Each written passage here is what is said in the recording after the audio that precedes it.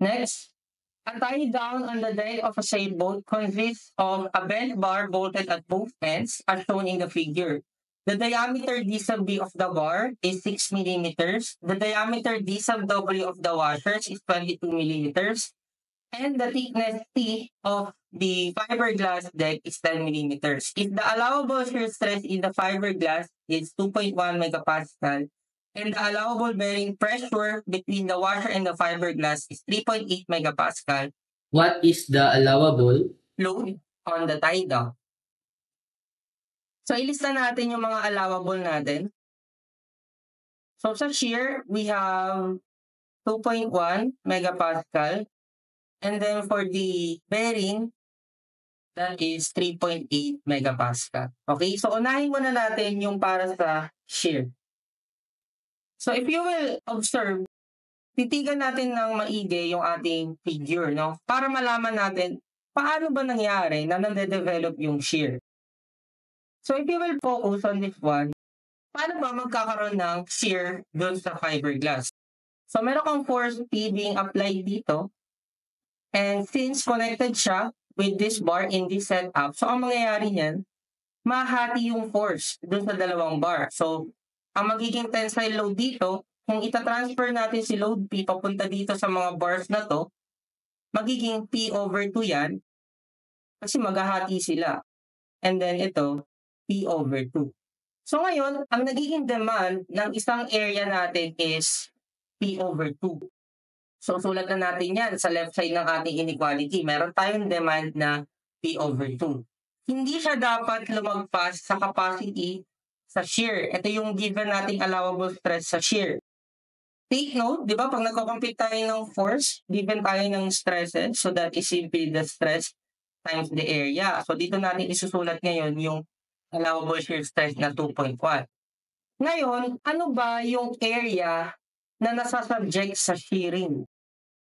If you will observe, no, meron ka ditong washer. Pag tinignan natin sa cross-section, ang itsura nitong washer mo is ito. And then, ito yung bolt sa gitna. Ito. May bolt siya sa gitna itong D sub B. So, ngayon, ito yung D sub B. Ito yung D sub B. And then, ito yung D sub W. Para lang malinaw. Pero, saan ba dyan nade-develop yung shear? Ito kasi, sa part ng fiberglass, butas na to eh. So, ang nangyayari, habang hinahatak natin siya ng force na P over 2, itong edge ng washer mo, bumabangga siya dun sa fiberglass. Kaya nga nagkaroon ng bearing stress, and at the same time, paano madedevelop yung shear stress? So, pwede kasing mapunit niya yung paligid ng fiberglass, no? Itong paligid glass, pwede niyang mapunit. Yung paikot na yan, pwede niyang mapunit, no? So, para natin kukunin yung area na yan sa surface ng fiberglass. Take note para masabi natin shear stress, ang force dapat parallel sa area. Okay? Pag yung area kasi ng circle ang kinumpute mo, hindi yan shear stress kasi ang force mo magiging perpendicular sa area. So, para maging shear siya, dapat same direction or parallel ang force dun sa area. So, ibig sabihin, ang area na i-consider natin is yung paikot dun sa washer. So, that is simply the circumference ng washer, which is pi d. Ang diameter ng washer, based on the problem, is 22.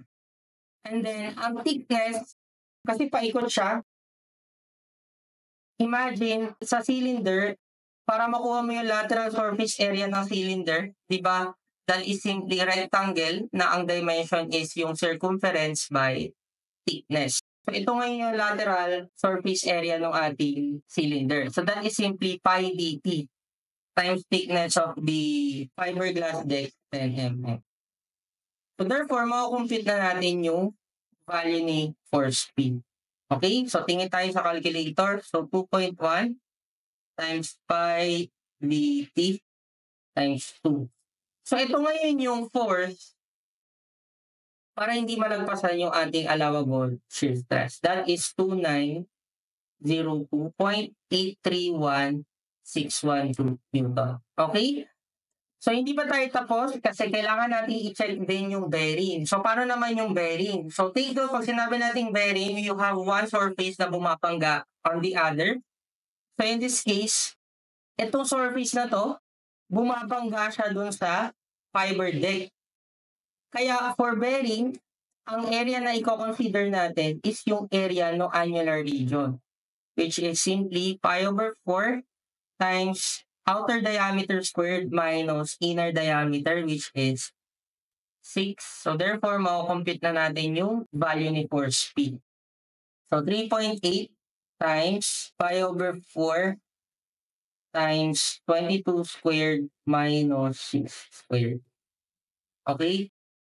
And that is 2674.123667 Newton. So again, ang pipiliin natin syempre is yung mas maliit para parehas hindi lalagpas ng shear stress and bearing stress. Okay?